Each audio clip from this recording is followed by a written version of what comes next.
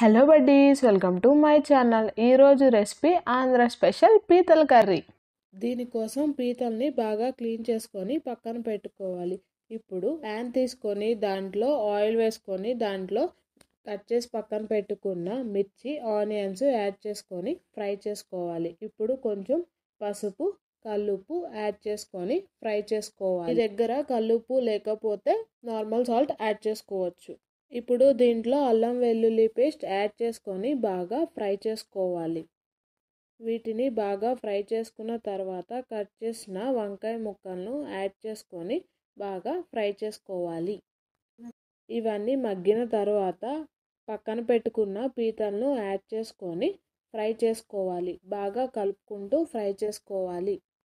ఈలోపు చింతపండు నానబెట్టి పక్కన పెట్టుకుందాము. నెక్స్ట్ ఇది కొంచెం ఫ్రై అయిన తర్వాత కారం యాడ్ చేసుకోవాలి. ఈ కర్రీలోకి స్పైసీగా ఉంటేనే బాగుంటుంది కాబట్టి కొంచెం కారం ఎక్కువ యాడ్ చేసుకోండి.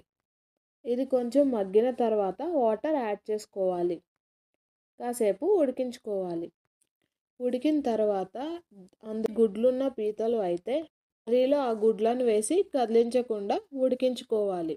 2 minutes మగ్గిన తర్వాత అప్పుడు కలుపుకోవాలి. ఇప్పుడు ఇవి మగ్గిన తర్వాత ఇందాక నానబెట్టి పక్కన పెట్టుకున్న చింతపండు పులుపు యాడ్ చేసుకోవాలి. పులుపు యాడ్ చేసిన తర్వాత గరం మసాలా యాడ్ చేసుకోవాలి. నేను ఈ గరం మసాలా పౌడర్ని ఇంట్లో తయారు చేసుకున్నాను.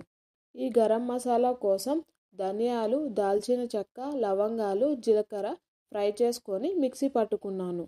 మసాలా యాడ్ చేసుకున్న తర్వాత కొంచెంసేపు మగ్గించాలి.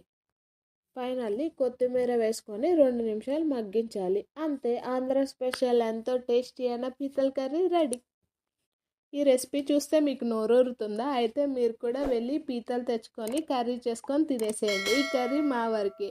Thanks for watching. Until next time, Tata.